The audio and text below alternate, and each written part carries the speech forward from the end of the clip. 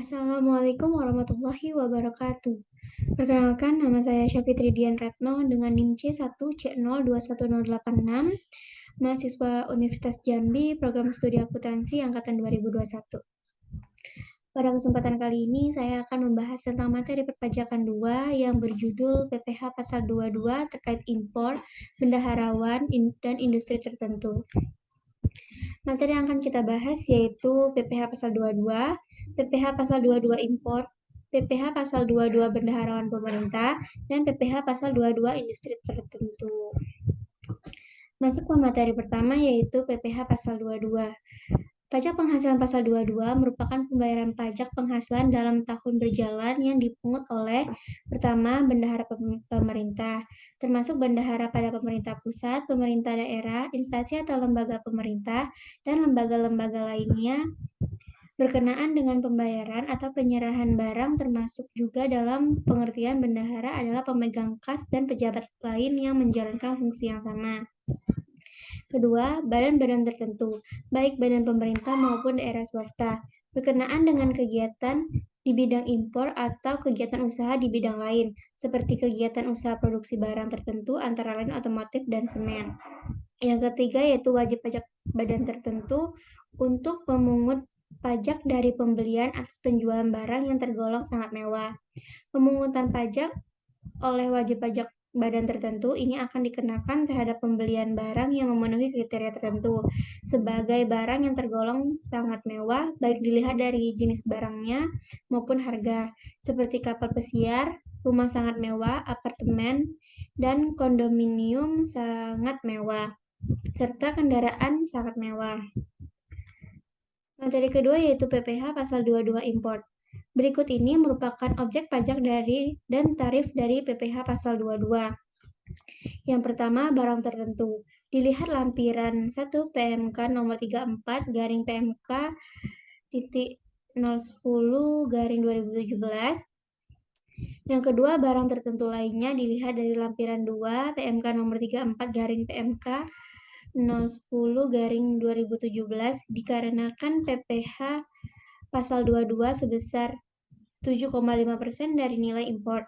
Yang ketiga, kedelai, gandum, dan terigu dikenakan PPh Pasal 22 sebesar 0,5% dari nilai impor dengan menggunakan angka pengenal impor atau API. Yang keempat, barang selain barang tertentu. Barang tertentu lainnya, kedelai, gandum, dan tepung terigu yang menggunakan API dikenakan PPh Pasal 22 sebesar 2,5% dari nilai impor. Yang kelima yaitu barang selain barang tertentu. Barang tertentu lainnya, kedelai, gandum, dan tepung terigu yang tidak menggunakan API dikenakan PPh Pasal 22 sebesar 7,5% dari nilai impor. Yang keenam yaitu barang yang tidak dikuasai, dikenakan PPh Pasal 22 sebesar 7,5% dari harga jual lelang. Selanjutnya yaitu PPh Pasal 22 bendaharawan pemerintah.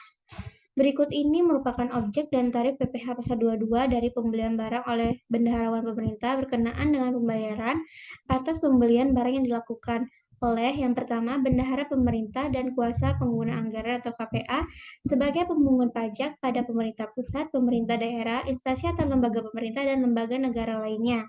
Kedua, bendahara pengeluaran dengan mekanisme uang persediaan atau UP. Yang ketiga yaitu KPA atau pejabat dengan mekanisme uang persediaan yang diberi delegasi oleh KPA berkenaan pembayaran kepada pihak ketiga yang dilakukan dengan mekanisme pembayaran langsung atau LS. Yang terakhir yaitu PPh Pasal 22 industri tertentu. Termasuk pemungutan PPh Pasal 22 badan usaha industri atau eksportir tertentu yaitu yang melakukan pembelian bahan-bahan berupa hasil kehutanan, perkebunan, pertanian, peternakan, dan perikanan yang belum melalui proses industri manufaktur untuk keperluan ekspornya. Pasal 1 ayat 1 huruf I PMK 34 garing PMK garing 010 2017. Tarif PPh Pasal 22 industri tertentu atas pembelian barang-barang berupa hasil kehutanan, perkebunan, pertanian, peternakan, dan perikanan yang belum melalui proses industri manufaktur adalah 0,2% dari harga pembelian tidak termasuk pajak pertambahan nilai. Yang pertama, pemungutan PPh Pasal 22 ini bersifat tidak final dan perhitungan sebagai pembayaran PPh dalam tahun berjalan bagi wajib pajak dipungut.